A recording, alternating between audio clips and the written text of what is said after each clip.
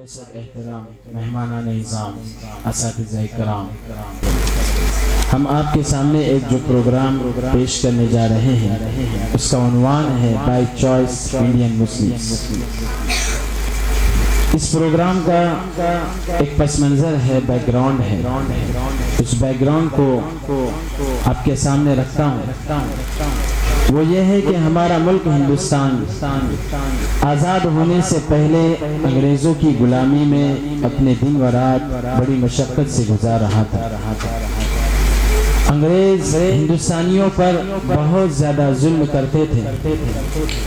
اس غلامی اور ظلم سے چھٹکارا پانے اور ایک آزاد ملک بنانے کے لیے ہر طرف کوششیں بڑے زور و شور سے ہو رہی تھی اور جان و مال کی قربانیاں پیش کی جا رہی تھی۔ انہی حالات میں جب 1947 کو باقاعدہ ہندوستان کو آزاد ملک بنانے کا اعلان ہونے والا تھا، اس وقت ہندوستان کے جو حالات تھے وہ بہت ہی نازک، خطرناک اور رونگٹے کھڑے کرنے والے تھے کہ کسی طرح ظالم حکومت سے آزادی حاصل کی جائے۔ لیکن انگریزوں اور ان کے کارندوں نے ایک چال چلی۔ وہ چال یہ تھی کہ ہندوستانیوں کو دو قومی نظریے یعنی دو الگ الگ ملک بنانے کے ناپاک شوشے میں انہوں نے ڈال دیا۔ معزز سامعین، آپ کو معلوم ہونا چاہیے کہ یہ دو قومی نظریہ کیا تھا۔ ایک نظریہ یہ تھا کہ آزاد ہندوستان، سیکولر ہندوستان بنے گا اور اس میں ہر شخص کو اپنے دین اور مذہب پر عمل پیرا ہونے کا اختیار ہوگا اور ملک میں سب کو یکساں اور سمان حقوق حاصل رہیں گے۔ دوسرا نظریہ یہ تھا کہ مسلمان اپنا الگ ملک بنائیں اور اس میں اپنی شریعت اور اسلامی قانون وغیرہ کو نافذ کریں۔ چنانچہ بعض اکابر امت، دانشوران یہ دو قومی نظریے میں بھلائی سمجھتے تھے، جبکہ دوسرے بہت سارے اکابر علماء و دانشوران جیسے شیخ الاسلام مولانا حسین احمد مدنی رحمۃ اللہ علیہ وغیرہ یہ پورے شرح صدر کے ساتھ سیکولر ہندوستان کے قائل تھے۔ الغرض تاریخ بہت طویل ہے۔ ان حالات میں عوام و خاص کی ایک کثیر تعداد اپنے بزرگان کی طرف نظریں جمائے ہوئی تھی کہ کیا اشارہ ہوتا ہے، کہ ان بزرگوں کا ہمارے لیے کیا اشارہ ہوتا ہے کہ اگر اشارہ جانے کا ہو تو چلے جائیں اور اگر اشارہ یہی رہ جانے کا ہو تو یہی رہ جائے۔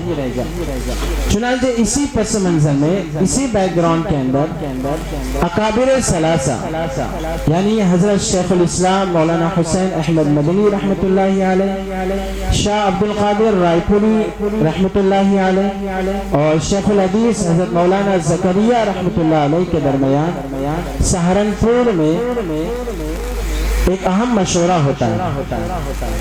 تو آج جو ہم پروگرام پیش کر رہے ہیں اس میں مدرسہ حاضہ کے طلبہ آپ کے سامنے ایک ڈرامے کی شکل میں یہ پیش کریں گے کہ جو یہ مشورہ ہوا تھا اکابر ثلاثہ کا، تو اس مشورے سے پہلے عوام و خاص میں کیا چینی گوئیاں ہو رہی تھی، کیا کیا باتیں ہو رہی تھی، پھر اس کے بعد یہ اکابر ثلاثہ شیخ زکریا رحمۃ اللہ علیہ کے کچے مکان میں گھر میں بیٹھ کر جو مشورہ کرتے ہیں تو وہ کیا مشورہ ہوتا ہے، اور پھر اس کے بعد جب مشورے کا فیصلہ ہو جاتا ہے تو اس فیصلے کے بعد عوام کے اندر کس طرح کا اطمینان پیدا ہوتا ہے اور عوام کس طرح سے مطمئن ہوتی ہے، تو یہ اس ڈرامے کے اندر پیش کیا جا رہا ہے۔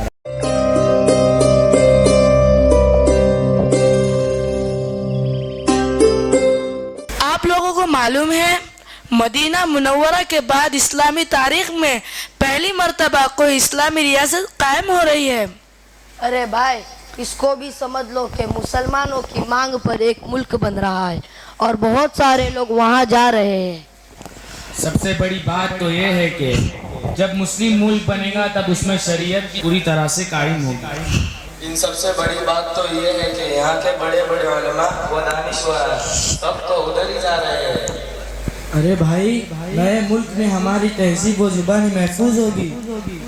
میں تو کہتا ہوں یہ سب دھوکہ ہے، ایسا کچھ بھی نہیں ہوگا، بلکہ وہاں جا کر اور مسائل کھڑے ہوں گے۔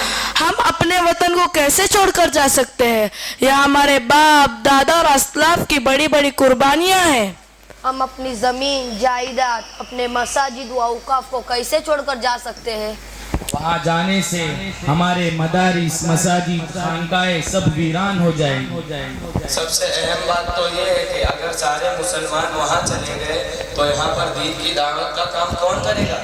ہمارے لیے تو یہی بہتر ہے، ہم یہاں پر رہ کر اپنے دین پر عمل کریں گے اور اس کی دعوت دیں گے۔ ارے بھائی، یہ سب باتیں چھوڑو، ہمیں اپنے بزرگوں سے پوچھنا چاہیے وہ کیا کہتے ہیں۔ اب وہ بزرگان کون ہیں؟ جیسا کہ میں نے اس سے پہلے وہ نام گنائے آپ کے سامنے کہ شیخ الاسلام مولانا حسین احمد مدنی رحمۃ اللہ علیہ۔ مختصراً میں ان کا تعارف کر دوں کہ ان کی پیدائش 1879 میں ہوئی ہے اور وفات 1957 میں ہوئی ہے۔ آپ ایک بااثر ہندوستانی اسلامی اسکالر، آزادی پسند اور سیاسی رہنما تھے۔ آپ بیک وقت جمعیت علماء ہند کے صدر اور دارالعلوم دیوبند کے شیخ الحدیث و صدر مدرس تھے۔ آپ نے مسلمانوں کے حقوق کی حمایت کی، تحریک خلافت میں اہم کردار ادا کیا اور مختلف مذہبی برادریوں کے درمیان جو خلیج اور جو خلا ہو گئی تھی اس کو ختم کرنے کا بڑا کام انجام دیا۔ اسی طرح آپ نے انڈین نیشنل کانگریس میں حصہ لیا اور تعلیم، مذہبی رواداری اور سماجی انصاف پر زور دیا۔ دوسرے ہمارے اکابر ہیں حضرت شیخ الحدیث مولانا زکریا کاندھلوی رحمۃ اللہ علیہ۔ ان کی پیدائش ہے 1898 میں اور ان کی وفات ہے 1982 میں۔ آپ بھی بہت بڑے اور معروف علماء میں سے ایک تھے جنہوں نے 40 سال سے زائد حدیث کا درس دیا ہے۔ اسلامی علوم کے شعبوں میں اپنی علمی و روحانی اثرات کی چھاپ چھوڑی۔ آپ کی شخصیت کو درس حدیث کی ماہر شخصیت تسلیم کیا جاتا ہے۔ آپ نے دنیا بھر میں طلباء علوم نبوت کو حدیث کی تعلیم سے مستفید فرمائی۔ آپ نے مختلف عناوین پر 100 سے زائد کتابیں تحریر فرمائی، جس میں ایک فضائل اعمال ہے جو پوری دنیا میں پڑھی جاتی ہے۔ آپ کے زیر اہتمام بہت سارے مدارس قائم کیے گئے جو تعلیمی اور روحانی بنیادوں پر مشتمل تھے۔ آپ کی انہی خدمات کی وجہ سے عوام و خاص میں آپ کی شخصیت مرجع خلائق تھی۔ اسی وجہ سے آپ کی رائے بے شمار لوگوں کے لیے فیصلے کا درجہ رکھتی تھی۔ اس کے بعد تیسرے حضرت ہیں حضرت مولانا عبدالقادر رائے پوری رحمۃ اللہ علیہ۔ آپ خانقاہ رائے پور کے سربراہ اور شریعت و طریقت کی ایک جامع شخصیت تھی۔ آپ روحانیت میں ایک بہت بڑا مقام رکھتے تھے۔ سلوک و تصوف کے سلسلے میں اللہ نے آپ سے بڑا نمایاں کام لیا۔ غیر منقسم ہندوستان کے صوبہ پنجاب میں آپ کے مریدین متوسلین کا ایک بہت بڑا حلقہ موجود تھا۔ اسی وجہ سے تقسیم ہند کے سلسلے میں آپ کی رائے کا بہت بڑا اثر تھا۔ چونکہ اکابر ثلاثہ کا یہاں مشورہ ہوتا ہے، لیکن انہی کی تائید میں حضرت مولانا یوسف کاندھلوی رحمۃ اللہ علیہ بھی تھے۔ یہ کون تھے؟ آپ تبلیغی جماعت کے امیر ثانی تھے اور بانی تبلیغی جماعت مولانا الیاس کاندھلوی رحمۃ اللہ علیہ کے بیٹے تھے اور شیخ محمد زکریا کاندھلوی رحمۃ اللہ علیہ کے چچا زاد بھائی تھے۔ آپ ایک طرف بڑے داعی اور دوسری طرف علم حدیث کے بڑے ماہر تھے۔ چنانچہ مشہور زمانہ کتاب حیات الصحابہ یہ آپ ہی کی مرتب کی ہوئی ہے۔ اسی کے ساتھ آپ کے بیانات بڑے سحر انگیز اور دلائل سے پر ہوتے تھے۔ مرکز نظام الدین میں آپ کا بیان سننے کے لیے مسلم تو آتے ہی تھے، غیر مسلم بھی بکثرت آیا کرتے تھے۔ آپ پاکستان کا بھی سفر کیا کرتے تھے۔ لاہور میں اجتماع کے دوران آپ کی طبیعت خراب ہوئی اور اسپتال کے راستے میں ہی آپ کا انتقال ہوا۔ مسٹر گاندھی نے خصوصی طیارہ، خصوصی پلین بھیج کر میت لانے کے واسطے ان کے لیے طیارہ بھیجا اور میت کو یہاں پر لایا گیا۔ یہ مختصراً تعارف تھا ان اکابر کا، ورنہ کہاں میں اور کہاں یہ نکہت گل۔ آئیے ہم سنتے ہیں ان اکابر کا مشورہ کیا ہوتا ہے۔ حضرت، میری تو پیدائش اور وطن بھی مغربی پنجاب ہے، اور ہم سے تعلق رکھنے والے تو سارے مشرقی پنجاب اور مغربی پنجاب کے لوگ ہیں، اور مشرقی پنجاب تو سارا مغربی پنجاب کی طرف منتقل ہو رہا ہے، اور ان سب حضرات کا مجھ پر بہت اصرار ہے کہ میں بھی نئے ملک چلا جاؤں۔ حضرت، دہلی کے لوگ مجھ پر بھی نئے ملک پر جانے کے لیے بہت زور و اصرار کر رہے ہیں۔ اسی طرح بعض لوگوں کا کہنا بھی یہی ہے کہ وہاں مسلمانوں کو آپ کی ضرورت زیادہ ہے۔ میرا تو مکان ہی مغربی میں ہے، اور ان سب مظلومین کی دلداری بھی اسی میں ہے کہ میں ان کے ساتھ جاؤں، مگر آپ دونوں حضرات کے مشورے اور فیصلے کے بغیر نہیں جاؤں گا۔ اسی طرح مولانا یوسف کا بھی کہنا یہی ہے کہ دہلی کے لوگوں کا مجھ پر اصرار ہے کہ میں مرکز نظام الدین کو رائے گنج منتقل کر دوں، لیکن انہوں نے اپنا فیصلہ مجھ پر موقوف کر رکھا ہے، اور میں نے اپنا فیصلہ آپ دونوں حضرات کے مشورے پر طے کیا ہے۔ ہائے افسوس، ہماری تو اسکیم ہی فیل ہو گئی، ورنہ نہ یہ قتل و غارت ہوتا اور نہ ہی ہجرت کی ضرورت پڑتی۔ ہم تو ایک متحد بھارت چاہتے تھے جس کے لیے ہمارے آبا و اجداد نے بے شمار جانی و مالی قربانیاں پیش کی، اور اس میں ہندو، مسلم اور دیگر تمام قوموں کو یکساں حقوق ملتے، ہر کوئی پوری آزادی کے ساتھ اپنے اس سرزمین پر رہتے ہوئے اپنے دین و مذہب پر عمل کرتا اور سکون و اطمینان کے ساتھ زندگی بسر کرتا۔ اس کے برخلاف ملک کی تقسیم مسلمانوں کے لیے جان و مال، ایمان و آبرو کے اعتبار سے بڑے خسارے کا سبب ہے۔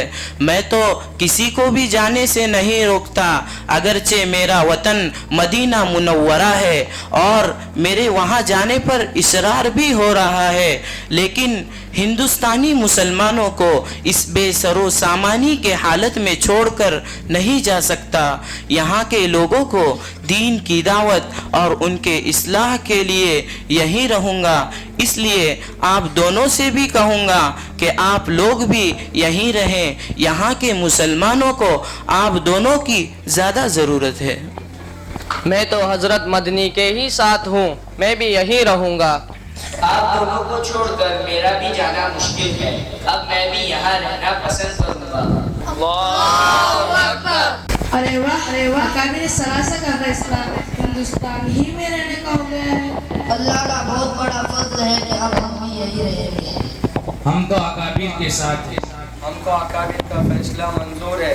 یہ بہت صحیح فیصلہ ہوا ہے، ورنہ ہمارا تو بڑا نقصان ہو جاتا۔ اللہ تعالیٰ ان اکابر حضرات کو جزائے خیر عطا فرمائے، انہوں نے ہمیں بڑی مصیبت سے بچا لیا۔ تب بھی ہم کہہ سکتے ہیں کہ ہم بائی چوائس انڈین ہیں۔